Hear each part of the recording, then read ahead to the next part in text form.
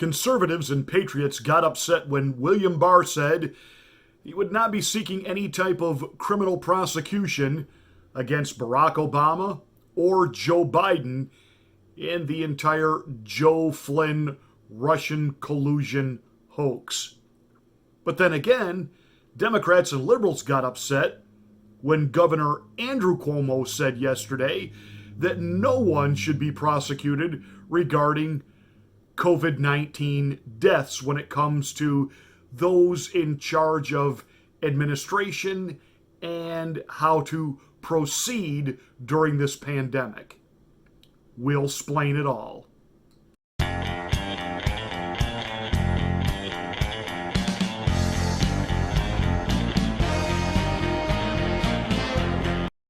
Not going to give you a very long, drawn-out monologue on all this. We're going to get straight to the point. Why is William Barr not pursuing Barack Obama and Joe Dementia Biden? It's really simple. On the one hand, there is certainly plenty there that I am sure upsets the Attorney General, as it does anyone that believes in a constitutional form of government with a system of checks and balances in place. Nobody likes to see the fact that government agencies have been turned into police agencies and have been weaponized to take out political opponents rather than being used for what they were intended to do, which is take out enemies, foreign and domestic, who are trying to destroy the United States. Now, while we can make the case that certainly the Obama administration spying on then candidate Donald Trump and setting a trap to take down and take out Flynn in the hopes of getting to Donald Trump, does any of that really rise to the level of treason? Now, we can make arguments, yes. There are those that can make arguments, no. Is this something we are ready to put the country through, especially since, let's really be honest, there's a lot here for people to have to digest. The genius of it, if I can call it that, I think it was just accidental good luck on the part of Barack Obama in this sense. It's like Hillary Rodham Clinton and the Clintons back in the day with everything from Whitewater to the things that they were involved in. If it's so convoluted, if it's so hard to wrap your head around, the American people don't have the attention span for it. The average person isn't going to be able to break this all down and even remotely comprehend what the setup of Flynn was. Therefore, they will see it as an attack on Barack Obama.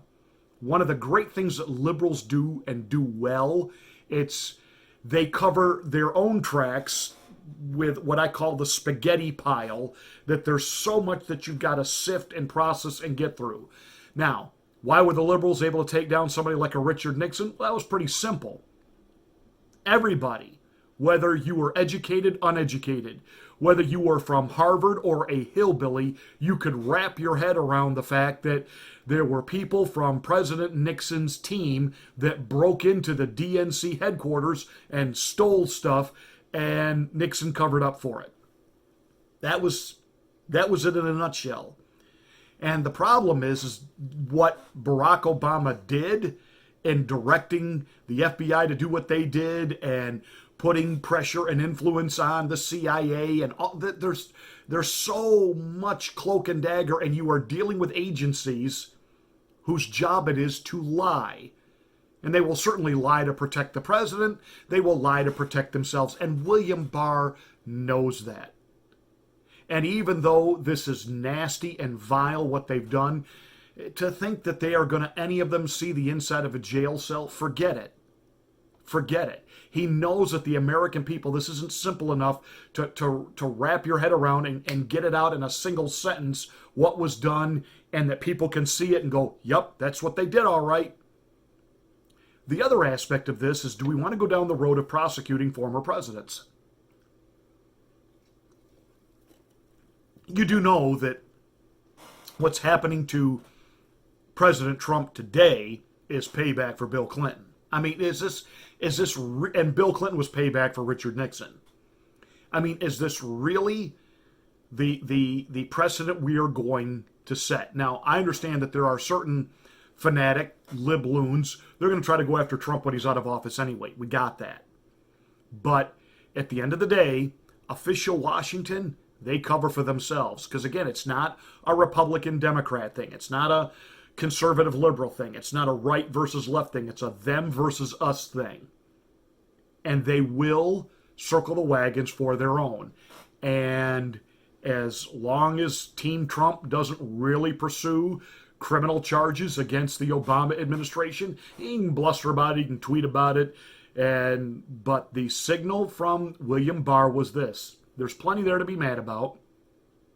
There's plenty there for us to take heed and take warning from, and there better be some crackdowns and some things done differently. And there's no reason why some mid-level heads can't roll. I would say goodbye, Director Wray.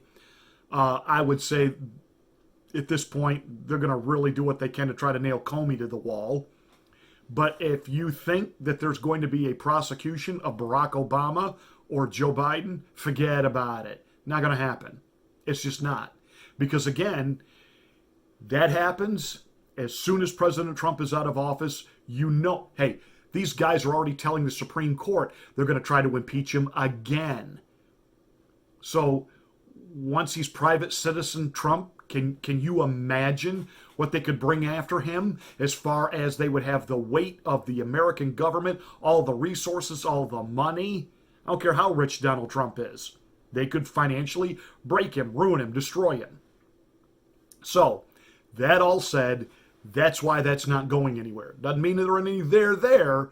It's just William Barr's way of saying, is this really the road you want to go down? Now, let me just step in here and say, as a patriot, as a constitutionalist, as someone who leans a little bit more libertarian than I do just simply conservative, this frosts me, it angers me, but I get it.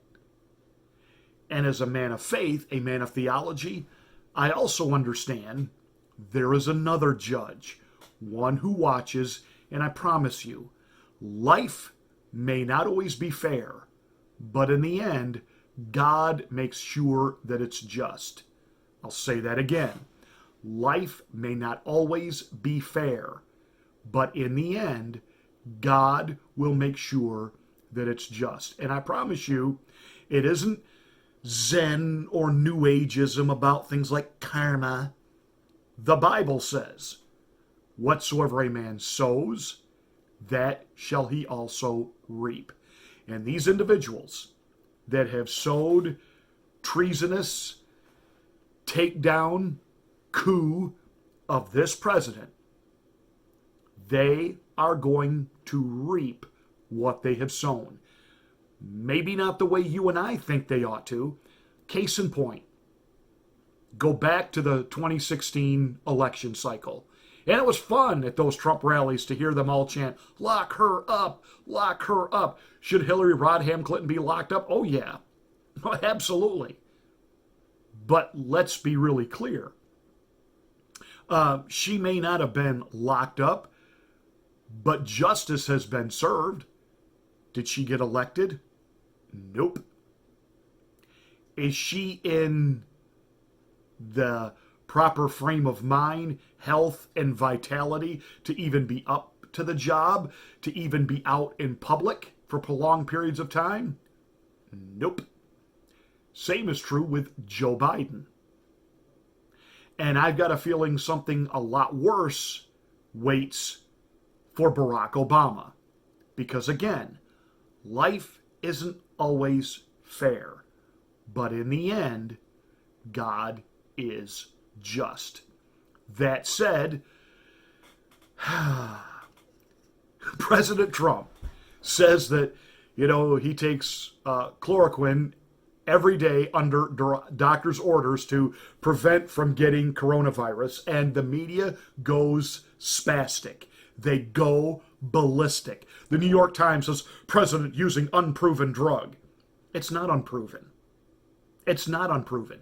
We know that Dr. Fauci doesn't like it. Why? Because it works. And that would negate Fauci's importance. It would negate what it is we're using him for. It would negate the vaccine that he wants approved, that he owns the rights and the patents to, and stands to make a lot of money.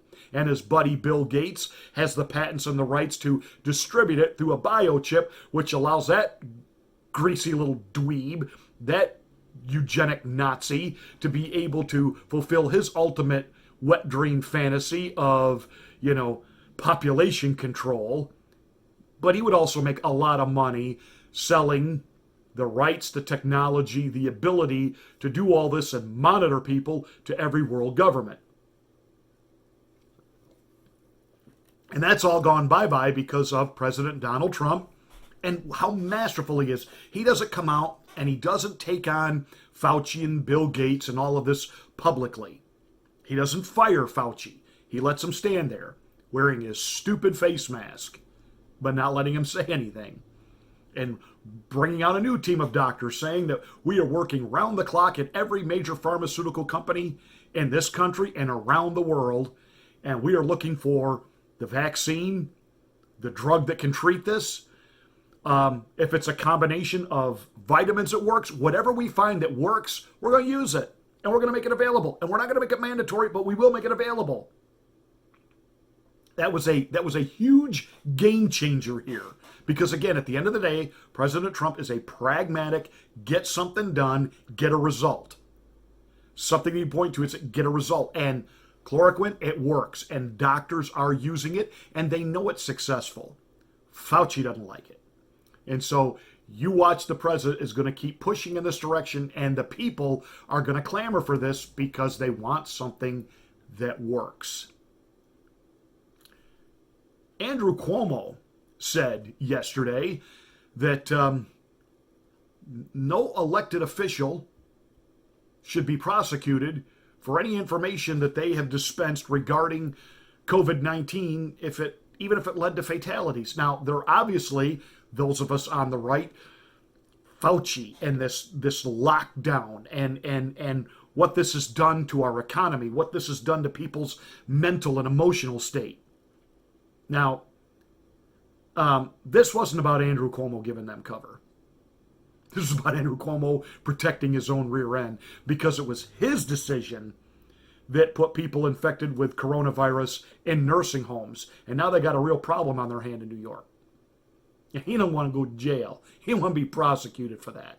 By the way, his saying that now gives cover to the Democrats' final wet dream fantasy and all this, the thing that was actually giving them premature ejaculation and a euphoric orgasm. We're going to nail Trump on his corona response. We're going to nail Trump on his corona response. And here comes King Cuomo and says, no, we're not. No, we're not. We're not. Because if you go after Trump, then they're going to come after me. And no, we're just not going to do that. Like I said, you got to learn how to really watch the news. And I don't mean the spoon-fed narrative that you get from Fox News or even CNN or any of those other outlets. You got to look at what's being said and what's not being said, and you got to learn to read between the lines and get the nuance when politicians who speak doublespeak, as do news commentators. Cuomo is protecting his own backside, and he knows that to protect his backside, he's also protecting the president, but he's cool with that. And now you've got the gay governor of Colorado coming out and saying, our corona numbers were way too high. We're backing that down by a quarter, 25% off. I bet it's probably closer to a third off. This is, and the media doesn't know what to do. They don't know what to say because he's gay.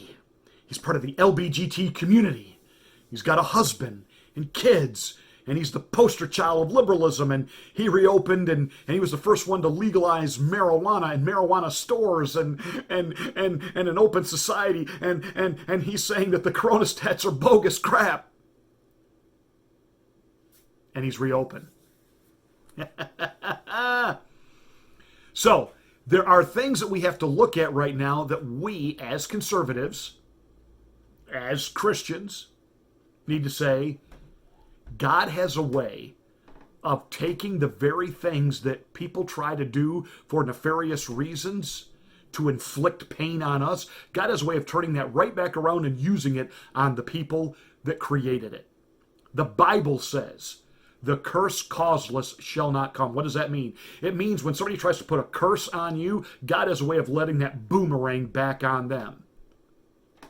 One of my favorite stories in the Bible is the story of Queen Esther, a Hebrew woman who found herself in a very foreign land under a biblical mandate not to marry outside of her faith, but she did because she was there, as the Bible says, for a time such as this, because ultimately she would be used to save the Jewish people.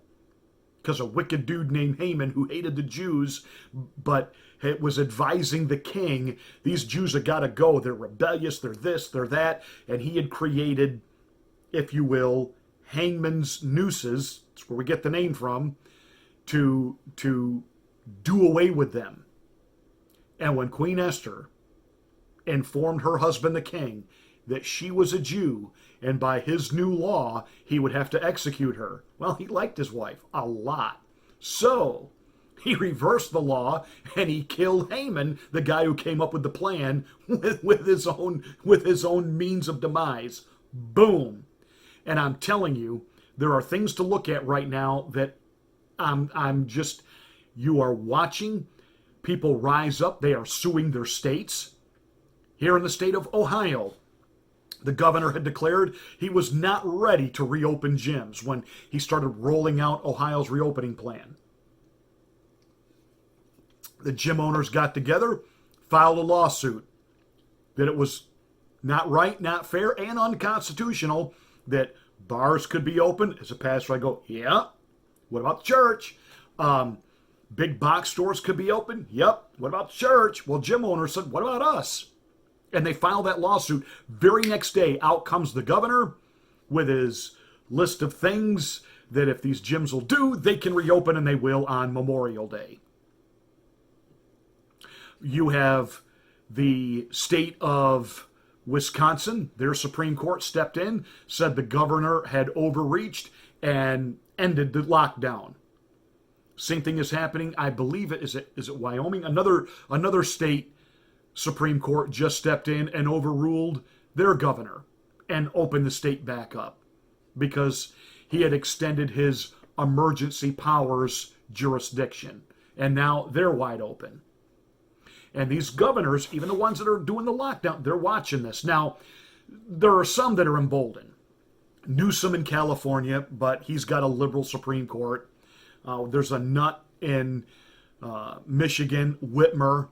I actually, and I'm serious when I say this, I'm concerned for her personally because she is really, really pushing the envelope there. And I certainly don't want anything bad to happen to anyone.